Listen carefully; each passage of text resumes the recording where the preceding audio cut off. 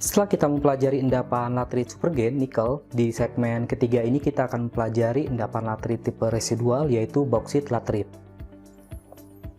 Sebelum kita membahas bauksit latrit, ada baiknya kita mengetahui biji bauksit secara umum. Bauksit merupakan biji utama pembawa logam aluminium yang terbentuk secara alami dan tersusun oleh satu jenis atau lebih mineral aluminium hidroksida, ditambah dengan variasi campuran silika, besi oksida, titanium, aluminosilikat, dan pengotor lainnya dalam jumlah yang sangat minor. Jadi, pada prinsipnya, bauksit bukanlah merupakan mineral tertentu, melainkan merupakan terminologi untuk kumpulan mineral pembawa aluminium. Oleh karena itu, bauksit tidak mempunyai komposisi kimia tertentu. Biasanya, mineral aluminium dalam bauksit adalah gipsit, bohmit, dan diasfor. Biji bauksit pertama kali ditemukan pada tahun 1821 oleh geolog Prancis, di mana pemberian nama bauksit adalah didasarkan nama desa ditemukannya biji tersebut, Les Baux di selatan Prancis.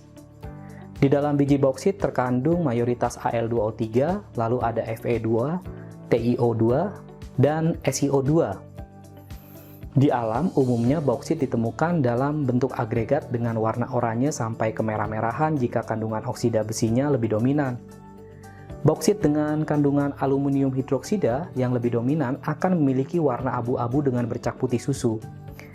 Dari nilai berat jenis bauksit, termasuk biji yang ringan karena hanya memiliki rentang 2 hingga 2,5. Beberapa sifat fisik lain antara lain relatif lunak dengan kekerasan 1 hingga 3 skala Mohs, tidak dapat tembus cahaya, rapuh dengan pecahan tak beraturan, tidak larut dalam air maupun dalam suasana asam, dan tidak terbakar. Identifikasi bauksit terutama didasarkan pada warna, kekerasan, dan berat jenis.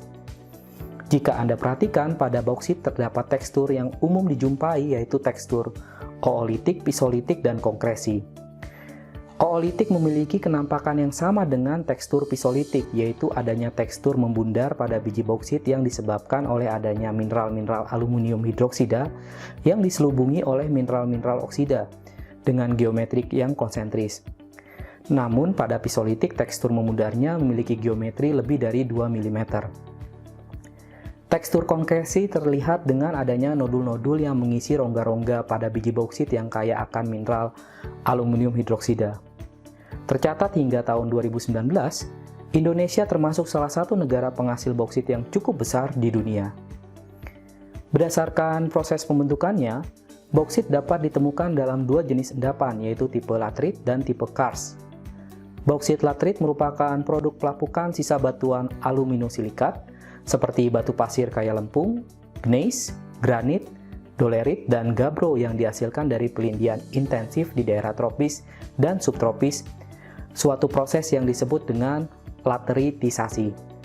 Sedangkan bauksit tipe karst terdiri dari material hasil pelapukan dan transportasi, umumnya terdiri dari debu vulkanik felsik atau sedimen alumina yang tercuci dan hadir di batuan pembawa karbonat.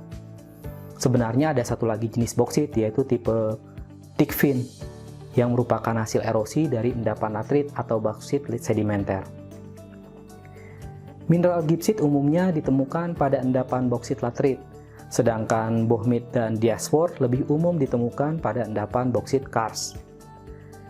Diferensiasi mineral menunjukkan bahwa terdapat perbedaan kestabilan dari ketiga mineral tersebut. Gipsit dan bohmit adalah bentuk metastabil dari aluminium hidroksida, dan diasfor adalah bentuk stabilnya. Gambar berikut memperlihatkan sebaran endapan bauksit latrit dan karst di dunia. Pada segmen ini, secara khusus kita akan membahas lebih dalam untuk bauksit latrit yang memang banyak ditemukan di Indonesia, terutama di daerah Kepulauan Riau, Kalimantan Barat, hingga Kalimantan Tengah. Endapan bauksit latrit merupakan material regolit yang di dalamnya terdapat biji aluminium dengan mineral utama gipsit, bohmit, dan diasfor. Umumnya merupakan endapan residual, namun sebagian ada yang berupa endapan kolovial yang umum terbentuk di daerah subtropik hingga tropis. Pembentukan bauksit latrit terbagi menjadi 2 proses utama, yaitu proses pembentukan latrit atau lateritisasi dan proses pembentukan boksit atau boksitisasi.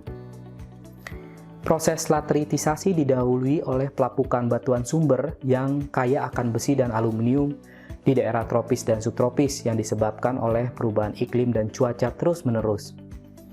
Hasil pelapukan tersebut nantinya akan mengalami pelindian silika dan ion-ion alkali oleh air hujan maupun air tanah. Pelindian terjadi ketika suatu mineral silikat mengalami reaksi hidrolisis oleh air. Reaksi tersebut akan membebaskan ion-ion silika dan ion-ion logam lainnya.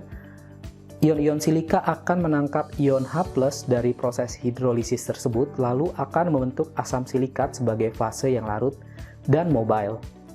Kemudian fase mobile dari larutan silika tersebut akan dipindahkan ke tempat lain. Proses lateritisasi ini akan menghasilkan berupa tanah berwarna merah, oranye, dan kekuningan jika mengandung banyak logam besi yang teroksidasi.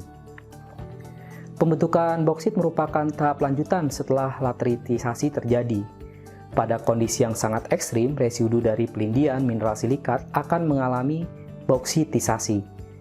Proses ini terjadi ketika ion hidroksida bebas hasil hidrolisis air bereaksi dengan Al2O3 dan Fe2O3, membentuk koagulat dan kristal yang stabil berupa mineral aluminium hidroksida dan besi oksida.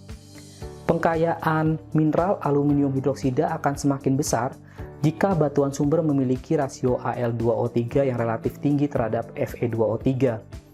Selain itu, pengkayaan Al2O3 juga dapat terjadi secara maksimal jika pembentukan boksit terjadi pada lingkungan asam maupun air meteorik sebagai reagen pelapukan mengandung asam yang cukup tinggi. Hal ini terjadi karena pada suasana asam yang tinggi, ion besi dapat larut dan terlindikan bersama dengan asam silikat. Tipikal profil pelapukan yang lengkap dari boksit laterit seperti pada gambar berikut. Dimulai dari pelapukan batuan dasar pada bagian bawah yang disebut sebagai saprolit, lalu kadar aluminium yang meningkat pada zona horizon boksit, dan di atasnya ditutupi oleh lapisan duri keras atau lapisan kaya besi kuat dari tanah. Zona transisi mungkin akan hadir di antara lapisan-lapisan ini, tetapi ada perbedaan yang tampak mata antara boksit dengan parent rock. Profil lapisan boksit juga dapat diperlihatkan sebagai berikut. Lapisan atas dari suatu endapan boksit laterit merupakan lapisan tanah yang relatif tipis, dan menutupi lapisan di bawahnya berupa lapisan boksit pisolitik. Lapisan ini terdiri dari material yang lepas dan kaya akan mineral gipsit, sehingga boksit pada lapisan inilah yang akan ditambang untuk diolah menjadi alumina. Di bawah lapisan boksit pisolitik terdapat lapisan ferrikrit, di mana mengandung banyak mineral oksida besi seperti hematit dan gotit dan mineral-mineral kaolin, terutama kaolinit. Kaolinit yang kaya akan silika tentunya akan menambah biaya pengolahan karena silika lebih mudah bereaksi daripada mineral aluminium hidroksida ketika larutan NaOH ditambahkan dalam suatu ekstraksi biji boksit. Sehingga lapisan ini sangat dihindari ketika penambangan. Di bawah lapisan ferrikrit terdapat lapisan lempung kaolinit yang berwarna abu-abu pucat dan terdiri dari kaolinit yang belum mengalami pelindian maupun boksitisasi. Lapisan lempung kaolinit merupakan lapisan paling bawah dari suatu profil pelapukan. Sedangkan di bawah lapisan lempung kaolinit terdapat batuan sumber yang belum lapuk dan kaya akan besi dan aluminium.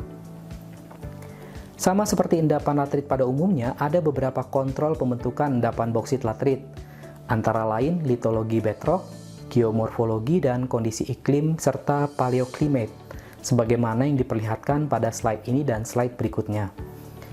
Yang penting ada beberapa poin utama, antara lain, pertama, batuan induk yang kaya akan unsur aluminium, misalnya kandungan Al2O3 lebih dari 10%, dan kandungan SiO2 bervariasi, tetapi lebih disukai bebas kuarsa, serta porositas dan permeabilitas yang cukup untuk memungkinkan air dapat meresap, melepaskan, dan mengangkut komponen yang dapat larut.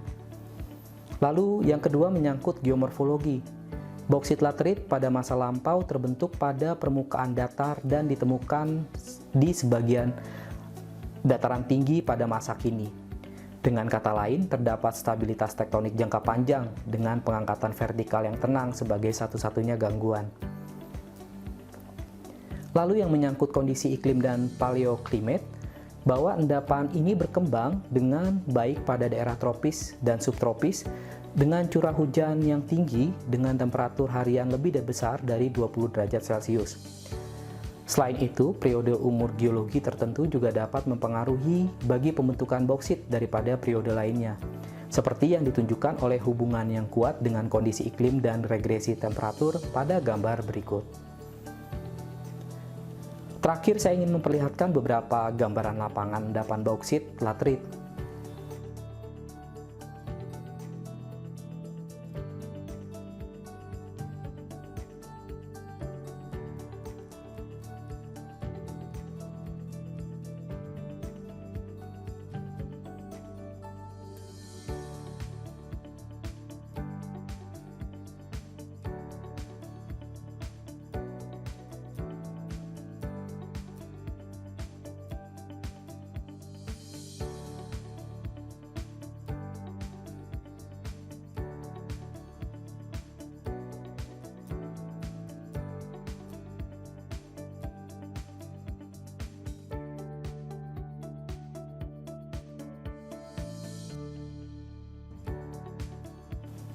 Baik, segmen ketiga berakhir sampai di sini.